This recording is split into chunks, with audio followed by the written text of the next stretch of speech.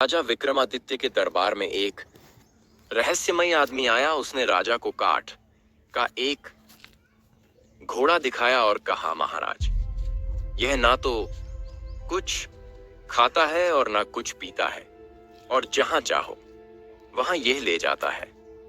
विक्रमादित्य उस आदमी के हाव भाव देखकर समझ गए कि कुछ तो अजीब हो रहा है। विक्रमादित्य ने उसी समय दीवान को बुलाया और 1 लाख सोने के सिक्के देने को कहा। दीवान अकबर चौकित था, पर राजा के आदेश के कारण उसने उस व्यक्ति को सोने के सिक्के दे दिए। धन लेकर वह आदमी वहां से चलता बना, पर चलते चलते कह गया कि इस घोड़े को कभी कोड़ा मत मारना। एक दिन विक्रमादित्य उस काठ के घोड़े पर बैठकर उसका निरीक्षण कर रहे थे। उन्हें उस आदमी की बात याद ना रही और उस घोड़े को कोड़ा मार दिया।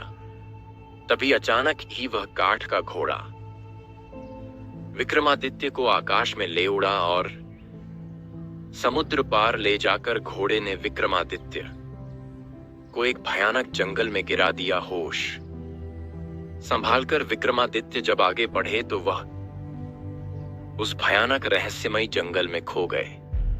विक्रमादित्य 15 दिनों तक उस भयानक जंगल में भटकते रहे।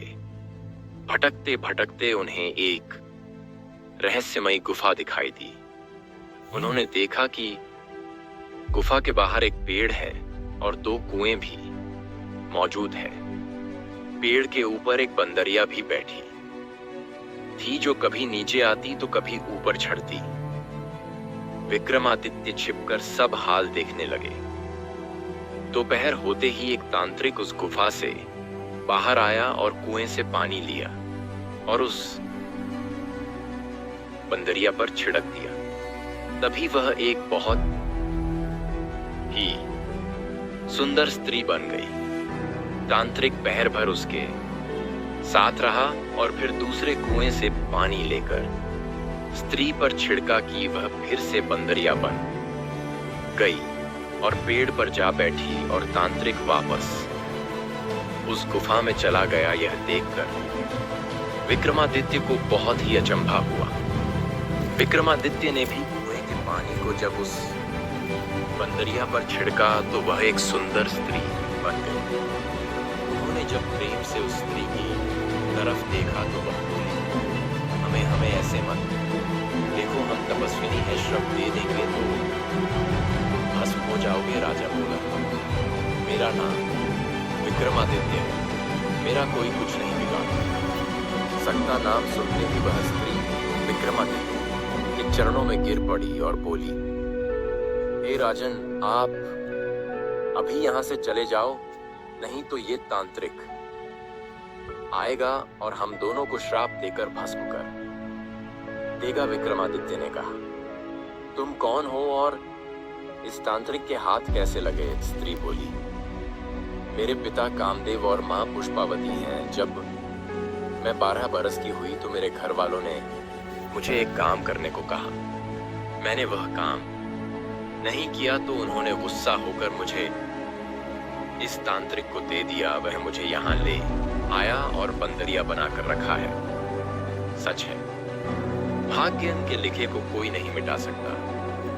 विक्रमादित्य ने कहा, तुम निश्चिंत रहो, मैं तुम्हें अपने साथ ले चलूंगा।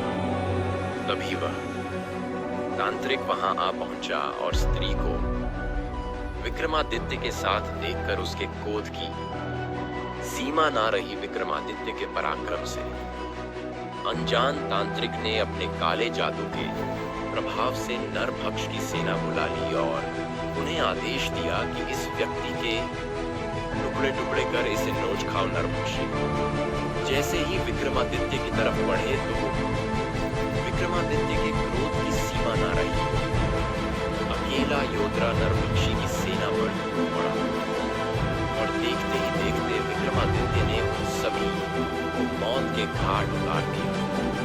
एक अकेले योद्धा द्वारा इतनी खूंखार सेना का अंत देर तांत्रिक समझ गया कि यह कोई साधारण मानव सेना विक्रमादित्य जैसे ही उस तांत्रिक की तरफ भागे तो वह अंतर्ध्यान हो गया और वापस प्रकट होकर हंसने लगा। विक्रमादित्य समझ गए कि यह तांत्रिक मायावी है, इसे इस तरह काबू करना संभव ना होगा। तभी विक्रमादित्य ने बेताल का आह्वान किया और बेताल प्रकट हो गया।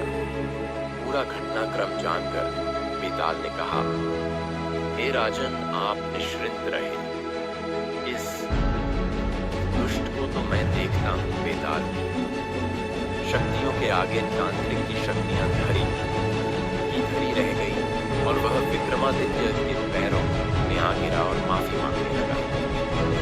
विक्रमादित्य ने तांत्रिक को पाताल में जाने का आदेश दिया और वह सकुशल उस स्त्री के साथ अपने राज्य लौट आए। रात के समय किले की छत पर विश्राम कर रहे राजा विक्रमादित्य को एक महिला की चीख सुनाई। बड़ी विक्रमादित्य तुरंत उठ खड़ा हुए।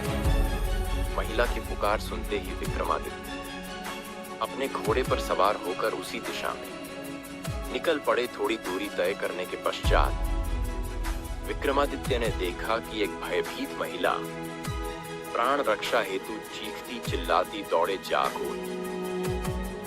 रही है और उसके पीछे एक विशाल काय दैत्य पड़ा हुआ है। विक्रमादित्य को अपने समक्ष एक ही तरफा खड़ा देख महिला विक्रमादित्य के चरणों में गिर पड़ी और प्राण रक्षा हेतु गुहार लगाने लगी। विक्रमादित्य ने कहा, बहन, तुम राजा विक्रमादित्य की शरण में आई हो। मेरे रहते क्षति पहुंचाना तो दूर, तुम्हारा कोई बाल भी बांका नहीं कर सकता। तभी राक्षस जोर से हंस पड़ा और बोला, मूर्ख, तू बचाएगा इसे? अगर अपनी जान की सलामती चाहता है तो तुरंत यहाँ से चला जा। असहाय अबला नारी के बहते आंसुओं को देख विक्रमादित्य का खून खोल उठा कि तू राक्षस अमर था। रक्त वर्णित आंखें लिए विक्रमादित्य उस विशाल काय दैत्य पर पड़े। दोनों के बीच भीषण संग्राम हुआ।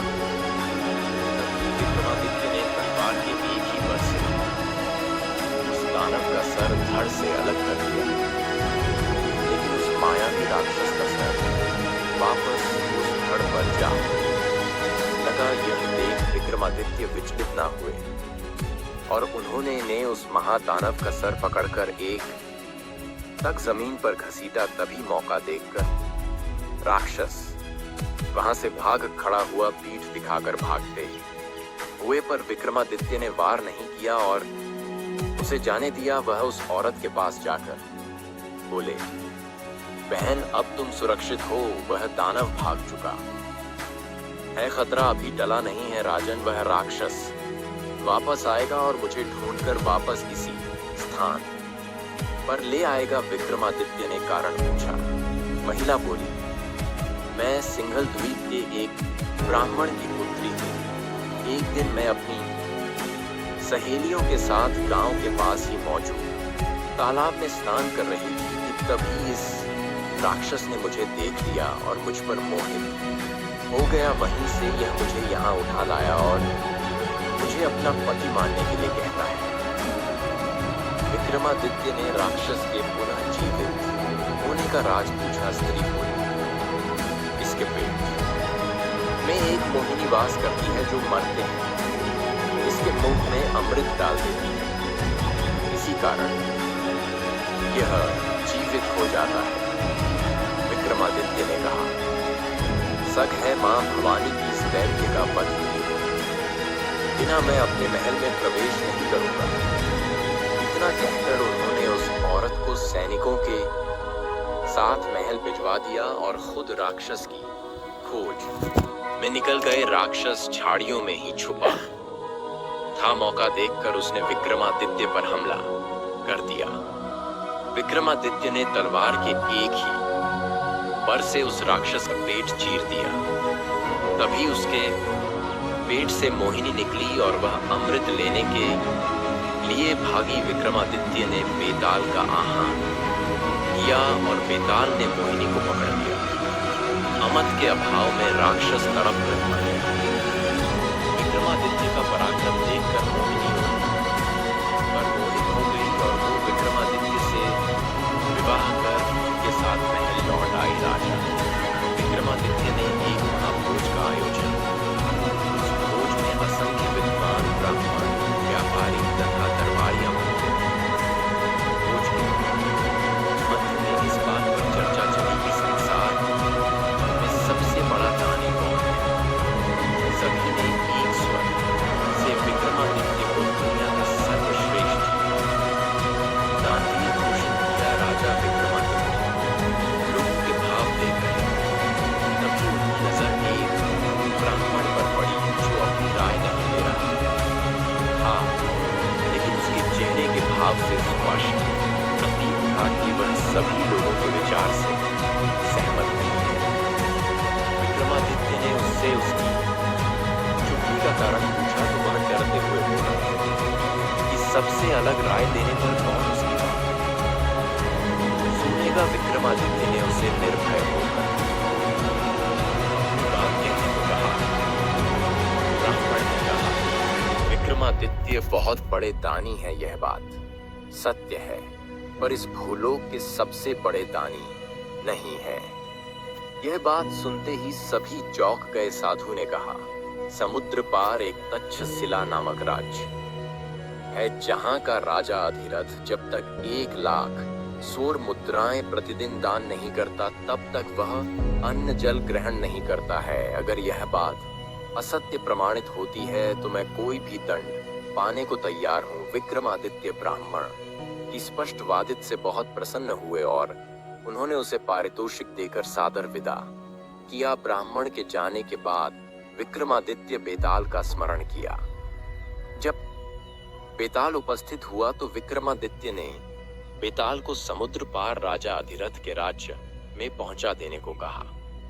बेताल ने पलक झपकते ही उन्हें वहां पहुंचा दिया। अधिरथ के महल के द्वार पर पहुंचकर उन्होंने अपना परिचय उज्जैन के एक साधारण नागरिक के रूप में दिया तथा अधिरथ से मिलने की इच्छा जताई। द्वारपाल जब उन्हें राजा के पास लेकर गया तो राजा ने पूछा कि तुम कौन सा काम कर सकते हो। विक्रमादित्य ने कहा, जो कोई नहीं कर सकता वह काम मैं कर दिखाऊंगा। राजा ने विक्रमादित्य को द्वारपाल के रूप में नियुक्त कर दिया।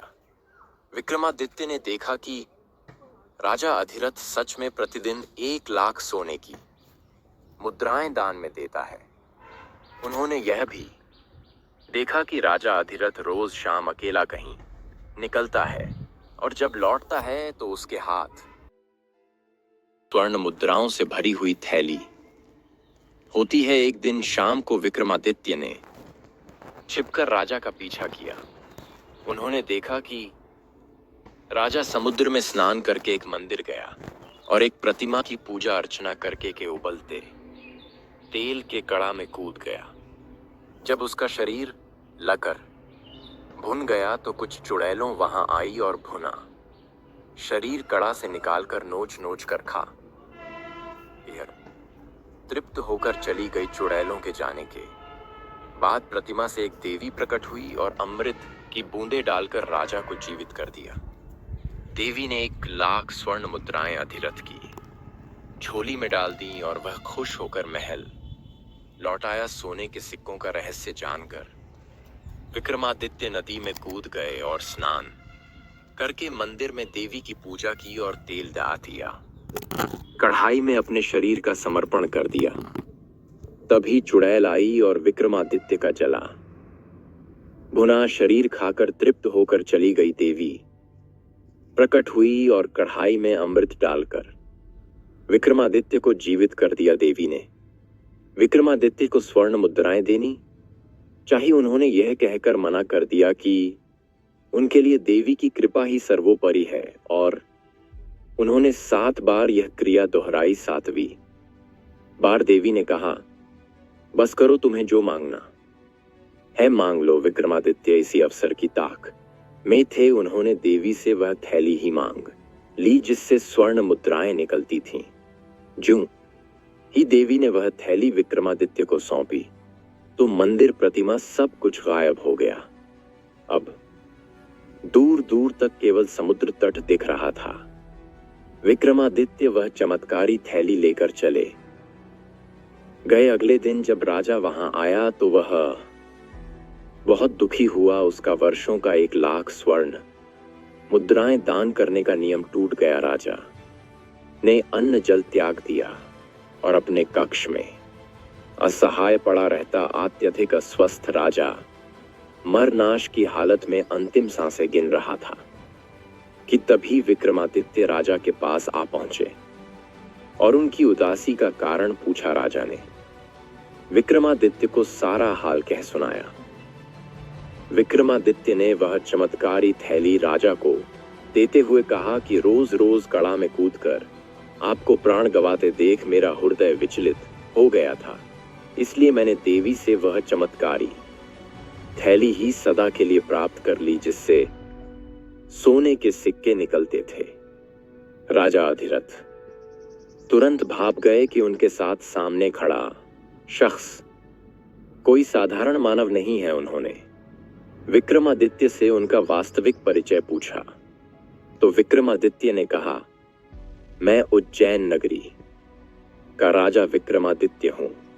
इतना सुनते ही राजा अधिरथ ने विक्रमादित्य को अपने गले लगा लिया और कहा, हे राजन, इस धरती के सर्वश्रेष्ठ दानवीर आप ही हो। कुछ दिन तक शिला नगरी में व्यतीत करने के पश्चात विक्रमादित्य ने राजा अधिरथ से विदा ली और सकुशल उज्जैन लौट आए। एक बार विक्रमादित्य के राज्य में एक खूंखार शेर घुस आया। शेर के आतंक से पूरे उज्जैन में हाहाकार मच गया। जब इसकी खबर राजा विक्रमादित्य तक पहुंची तो वह उसी क्षण अपनी प्रजा की रक्षा हेतु उस विशाल काय सिंह के शिकार हेतु निकल पड़े। जंगल में प्रवेश करते ही राजा विक्रमादित्य की नजर उस नरभक्षी शेर पर पड़ी। उन्होंने शेर के पीछे अपना घोड़ा लगा दिया। थोड़ी दूर पीछा करने के उपरांत शेर घनी झाड़ियों में जा घुसा। विक्रमादित्य अपने घोड़े से उतरे और उस शेर की तलाश में निकल पड़े। तभी अचानक की पीछे से आए शेर ने राजा के घोड़े पर हमला कर दिया। घायल घोड़ा दर्द से चिन्ह नहीं लगा। विक्रमादित्य ने शेर की तरफ बढ़ते हुए तलवार के एक ही बर से उस विशालकाय शेर को धराशायी कर दिया। घायल शेर वहां से भाग खड़ा हुआ। घोड़े के घाव से बहता रक्त देख विक्रमादित्य उसे पास ही मौजूद एक नदी के तट पर ले आए, परंतु अत्यधिक रक्त बह जाने के कारण घोड़े ने दम तोड़ दिया। जंगल में अंधेरा बढ़ने लगा, इसलिए विक्रमादित्य ने आगे बढ़ना उचित नहीं समझा। वे पास में ही मौजूद एक वृक्ष के नीचे बैठ गए। तभी कुछ क्षणों बाद उन्होंने देखा कि नदी में कुछ हलचल हो रही है। नदी में तैरता हुआ एक शव आ रहा है और उस शव को एक तांत्रिक और एक बेताल ने पकड़ा हुआ है। दोनों आपस में झगड़ रहे हैं। वे दोनों झगड़ते झगड़ते किनारे आ पहुंचे। दोनों उस शव पर अपना अपना यहाँ अधिकार जता रहे थे। तांत्रिक का कहना था कि यह शव उसने तंत्र साधना के लिए पकड़ा है और बेताल उस शव को खाकर अपनी भूख मिटाना चाहता था। दोनों में से कोई भी अपना दावा छोड़ने को तैयार नहीं था। विक्रमादित्य को सामने देखकर दोनों भागकर उनके पास आ पहुंचे और बोले, है राजन, आप न्याय करो कि इस शव पर किसका हक है। विक्रमादित्य ने कहा, तुम दोनों को न्याय के लिए शुल्क अदा करना होगा। तांत्रिक ने उन्हें एक चमत्कारी बटवा दिया जिससे मांगने पर वह कुछ भी दे सकता था। बेताल ने उन्हें मोहिनी काष्ठ का टुकड़ा दिया जिसका चंदन घिसकर अदृश्य हुआ जा सकता था। विक्रमादित्य ने बेताल को भक मिटाने के लिए अपना मृत घोड़ा दे दिया और अतः तांत्रिक कोई तंत्र साधना के लिए शव। इस न्याय से दोनों बहुत खुश हुए और संतुष्ट होकर चले गए। रात घिर आई थी और विक्रमादित्य को जोरों की भूख लगी। उन्होंने बटुए से भोजन मांगा। तरह तरह के व्यंजन उपस्थित हुए और उन्होंने अपनी भूख मिटाकर मोहिनी काष्ठ के कड़े को घिसकर अदृश्य हो गए। अब उन्हें किसी भी हिंसक वन्य जंतु से खतरा नहीं रहा। अगली सुबह उन्होंने बेताल का स्मरण किया और अपने राज्य की सीमा पर पहुंच गए।